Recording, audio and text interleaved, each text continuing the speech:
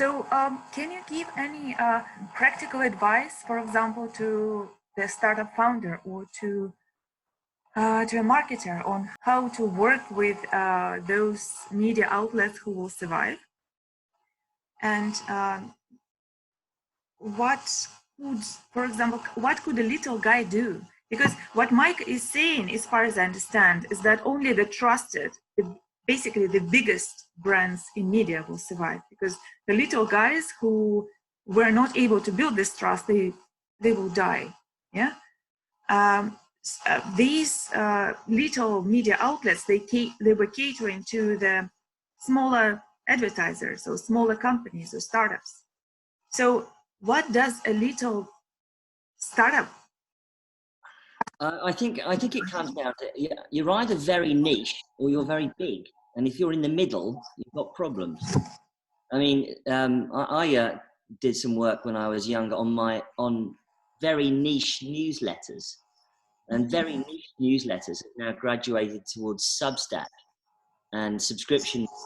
If you're very large, like TechCrunch, sorry for the plug, you've got a lot of traffic and you can do things with that. But if you're not very large and you're not niche, then you might have issues. I think we should get on to the subject of how companies are going to have to behave now. Because I think the old issues of how you deal with media and journalists, they don't go away. And we can talk about that's a whole other subject. What we're talking about right now is really the different scenario we're working in. I think one of the things that's going to be very, very, very different is that companies were previously not virtual are now going to have to be virtual. And the way that journalists like me, Lydia, Stewart, have worked for many years as virtual journalists, as remote journalists, using Slack and using these tools, are now going to be extremely mainstream. Everybody's going to be using them. The video conferencing that we're on right now wasn't particularly unusual, 3 months ago, and now it's very unusual for a lot of people. And so I think we should get onto the subject of how companies operate now that previously were not virtual and now have to be virtual. Everybody's going to have to get used to how do you work remotely, how do you manage people and things like that. Lydia, what do you think about that? No, I think you're right. I think that what was common for a very small number of people relative to what's happening now is just a whole new world. And I do believe, though, that if there is a silver lining, I can't help it, I'm American, so we have to look at the positives, that this has leveled the playing field in a way that nothing else could have. When you have entire organizations with thousands of people all of a sudden working from home and understanding what the challenges are of working remotely, which is not necessarily just, do I have a good Wi-Fi connection? Do I have a decent laptop that isn't going to crap out on me? It's larger than that. It's how do you interact with people virtually, which is the basis of all business. Doesn't matter if you're a tech company, doesn't matter if you're any other kind of organization. So, and that leveling the playing field, I think, has given people a new perspective, those who are awake and aware, that everybody is struggling against this thing. We have the uncertainty about our health and well-being and that of our families and loved ones, but we're also juggling a lot of uncertainty with our businesses across the board. No one really knows how we're going to get to the other side of this. And so that perspective has completely changed the game for everyone. So we're all in the same tiny boat together. And I think that as people are dealing with the media, certainly comms and PR people in particular, I think they sort of get it now more than they used to when they pitch us to say, oh, I'm doing this from home. You must be overwhelmed. I'm totally overwhelmed. Okay, that's a good thing. Now we can have a conversation. And so, as I said, if there is a silver lining, I think the leveling of the playing field so that everyone is having the same challenges and going through this together has been a real boon and is going to help with relating to each other going forward. And you know, as somebody that usually goes around the world keynoting on mental health in the tech industry, my request of everybody that's involved in the tech industry right now is to really make sure that you are putting in place things that are going to maintain strong mental health. You know, for a lot of people, working from home and working with remote teams is not the usual. And I have to tell you, if you're not used to it, it is very hard. And there are still lots of coping mechanisms that you can put in place to make sure that you maintain strong mental health for yourself, but also for your teams. You know, obviously it's not that easy to, depending on which country you're in and depending on the strength of the lockdown or the quarantine situation, it's not that easy to get out into nature, which is something that is a good thing for your mental health. However, it is easy to work out in your house. You need a space that is equivalent to the size of your body. So if you can lie down or stand up, that's all the space you need. And you know, it is easy to communicate with people. I mean, you know, every single day we're on Zoom during the day, we're on house party during the night. We're connecting with people, we're staying in touch. That helps keep us sane. You know, we're having fun. We're having dance parties on a Friday and a Saturday night, and you know, so on and so forth. And all of these things not only make you sweat, you know, physical activity will increase your immune system and will keep you mentally strong, but they keep you connected to the people you care about the most, and that's an incredibly important thing. So, you know, strong mental health, really, really important. Make sure that you're looking after your team. And just as with being in an office environment, if you're a CEO, founder of a company, and if you've taken any of the advice that I might have given on any of my keynotes and actually got a therapist to come into the office once every couple of weeks with an open door policy, put that policy in place, but make it online. You know, provide an environment where people can talk to a therapist or a counselor online. There's lots of solutions that allow you access to therapists and counselors online. Make it available to your people, because you know, we need to make sure everyone is mentally strong through this. If we keep our mental health and our physical health strong, our teams are going to perform fantastically well. If you ignore those two things, then you know, you can go by the wayside, become another statistic in the startup world. Can I just add to that? I think that's absolutely on point, Stewart, and it's something that everybody needs to think about mindfully every single day. But you know, the other thing about covering companies, and I'm approaching it from a workplace issues standpoint, because we do cover a lot of leadership topics, and company culture is a huge one. What we've seen throughout the beginnings and as we're moving into dealings with the pandemic are how companies are treating their employees, and how you focus on profits over, let's say, your people, giving them personal protective equipment. And even if that's just some hand sanitizer and a mask that they can wear, warehouse workers, grocery delivery people, they're all really needing that. And when you see companies either withhold or give it freely, or increase hourly wages for those who are the lowest paid, that's the kind of thing that resonates and builds trust in a brand across the board. And you know, we're talking about trusted media brands, but I think that companies do have a responsibility during this time.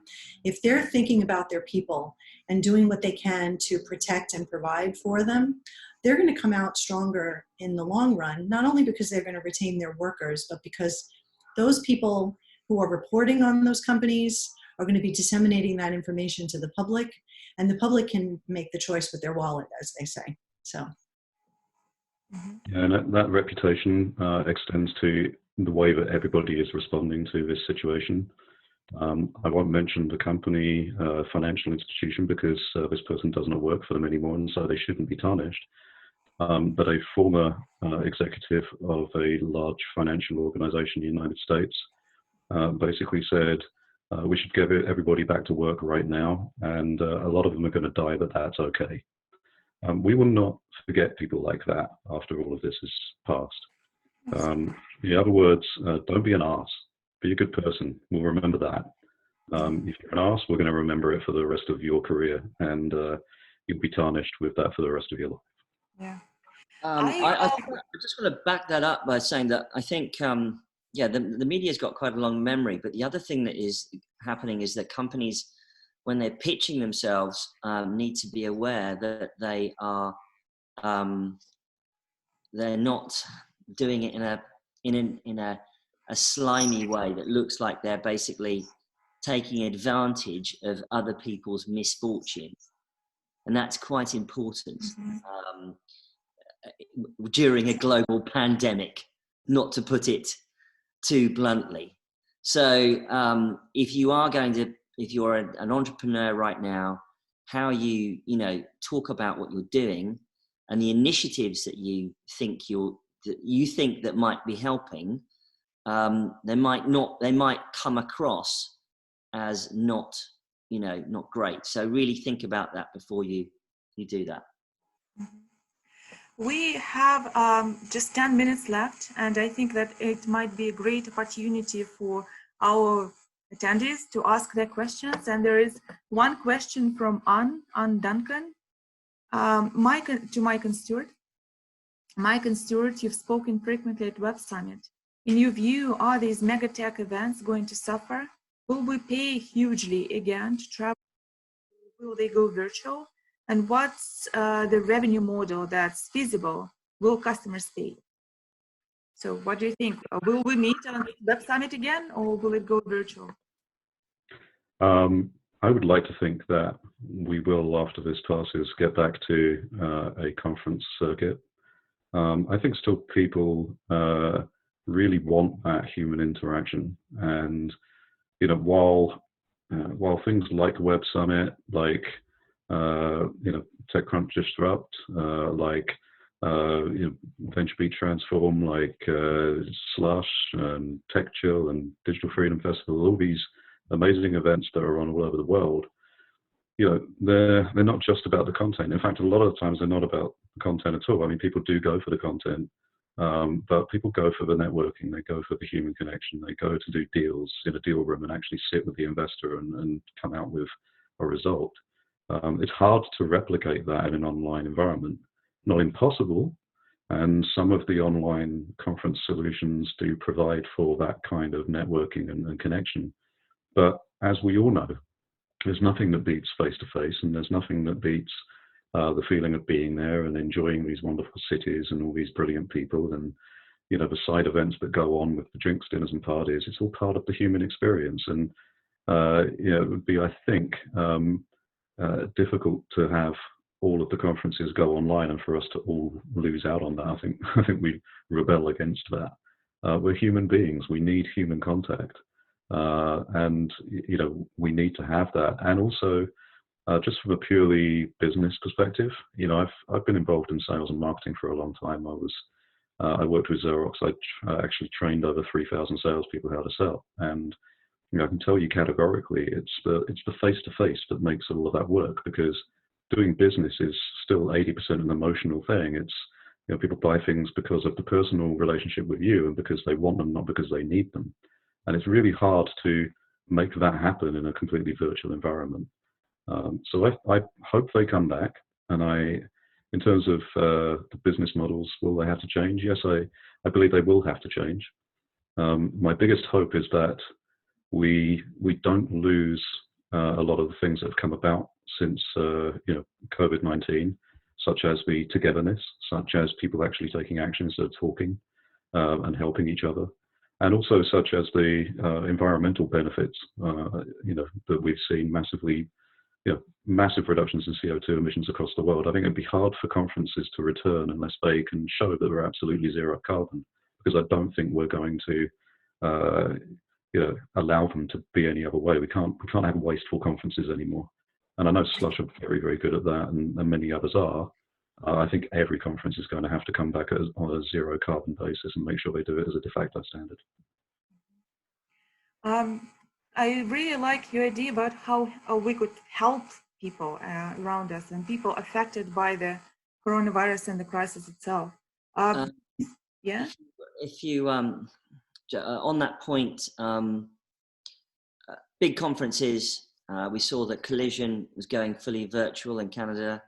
TechCrunch is offering big virtual experiences now. And I think what's happening is that frankly, it's not up to us. It's not going to be up to us. It's going to be up to governments. It was only about 2 months ago that the French government banned meetings of more than 5,000 people. About 2 weeks later, it was banned meetings of more than 200. And now in the UK, you can't meet with more than 2 or 3 people at one time. So it's going to be up to governments, and it's not a timeline that we have any control over in the technology industry. My advice to everybody if you want to think about this, is assume that it's not going to come back, and to actually just work this way now from here on. Because if things improve, then that's just going to be gravy. That will just be icing on the cake and an improvement on this scenario. But I think we're going to have to get used to working this way for a very long time. I think so for a while, for sure. I still would lament the death of the conference industry. But to build on your point, Mike, as well, we don't know what travel restrictions are going to be in place. And this is painful for me as a digital nomad who usually goes from country to country every 5 days on average. One of the things I'm not entirely sure about is when we do have an opportunity after this has passed for us to travel, will there still be travel restrictions in place where you have to arrive in the country and be isolated for 14 days to make sure you're okay to enter? And, if that's the case and you've got 3 conferences that month, you aren't going to be able to do 3 conferences because you're not going to be able to physically be there for long enough and travel to the next one. You'll be stuck there for 2 weeks. I really would like to think the conference industry will come back. In the meantime, everybody should be pivoting to online versions of their conferences and, continuing with them. And then we'll have to just wait and see. But like I said right at the beginning, it's the uncertainty of everything that is the biggest problem right now. We just do not know, and we have no way of knowing. Yeah. We have a few questions from the audience. Some of them revolve around the relationship between startups and media, and companies and media. But I think we have already answered those during our conversation. Other few revolve around fundraising. And so would you be able to comment on this? For example, Jason says that due to the rapid decline of the global stock markets, do you think that for startups seeking early seed rounds, there are any opportunities where there is a shift of capital from public markets into private small startups? Will the upcoming startups now face funding issues from the investors due to this unexpected situation? So who would be able to comment on that? Mike, what do you think? Sorry, which question are you after? Questions about when and will it be possible and how raise capital for startups? Will the situation which has rapidly declined improve, and any advice around that? Yeah. Well, there are still investors who want deal flow, even in this environment. They have funds. They've got to spend them. That's their job. So they are going to do meetings over video, and you are going to swap term sheets virtually and sign them virtually. That's what will happen over the next few months if you are raising money, and if you can raise money. However, the terms on which you sign those deals might not be as advantageous as previously, because everybody knows it's not going to be easy to raise money in this environment. The boot is now on the foot of the investors, and I think we were many people had predicted an unraveling and something, maybe a crash of some description. It was predicted either this year or next year, and oh my God, there's a crash now. So, but that does not mean that good ideas will not get funded. Good ideas, good entrepreneurs will still get funded. how the company operates will change, of course. How the deal is hammered out will change, but the money will still flow from one bank account to another. You'll still be able to pay people if you can raise money. But if you are an entrepreneur right now, cash is king, revenues are king, cash flow is king, and being able to manage that and make sure that you can reduce costs as much as possible, pivot towards revenues, pivot towards profits if you can, then you're going to be in a much better position, both to raise money and as a company. And just on that point, think outside of the traditional angel investment or venture capitalist. Winners in any crisis generally tend to be big businesses. So look at corporate investment. Corporate investment is something that you may not have thought about before, but because the big businesses are going to be largely okay in a crisis, they will invest, and they will invest in solutions particularly that are not just going to fit in well with their particular organization, but that could actually aid everybody and aid them at scale. So think about corporate investment, not just traditional angel and VC investment. Very good advice, thanks. So I guess we're coming to the end, and may I ask just one very short question? Can you give a short advice how those who can help others most affected by the virus, the pandemic, how can we help them? What is the best way? What is the most efficient way? Do you know? In the UK, we've started an initiative called Code for COVID. If you go to codeforcovid.org, that is a big technology industry and community initiative to get everybody in the same place.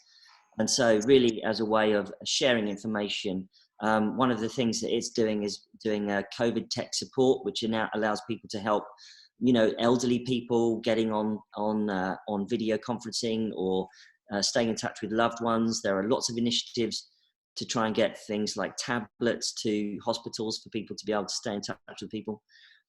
Look around you, wherever you are, doesn't matter, there's going to be an initiative. And I think the technology industry, it's behoven on the technology industry right now to get involved, to bring its skills to the party.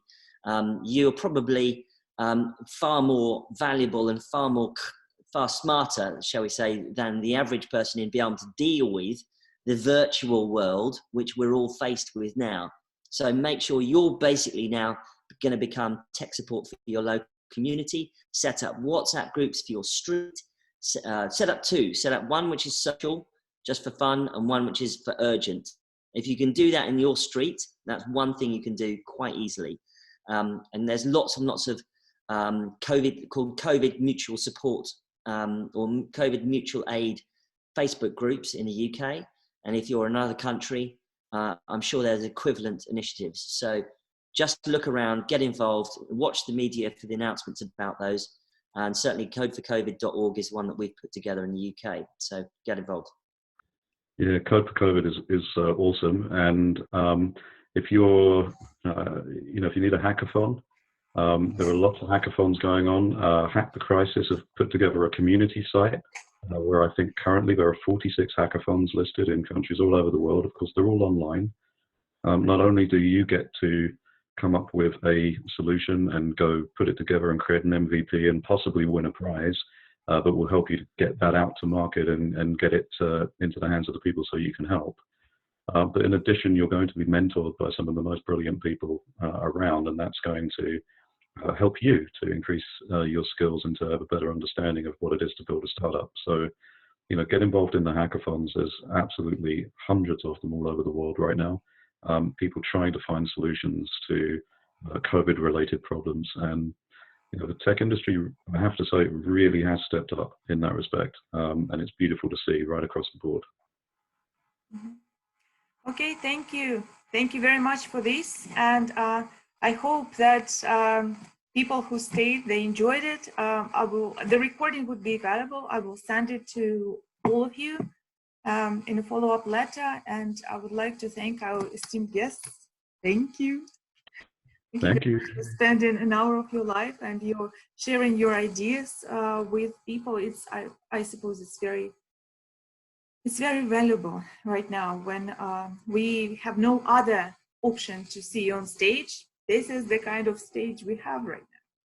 So have a good evening, and I wish you strong health. I wish all your relatives and loved ones and your team very strong health to win it. Okay, so I guess that's it. Bye. Bye. Thank you. Bye.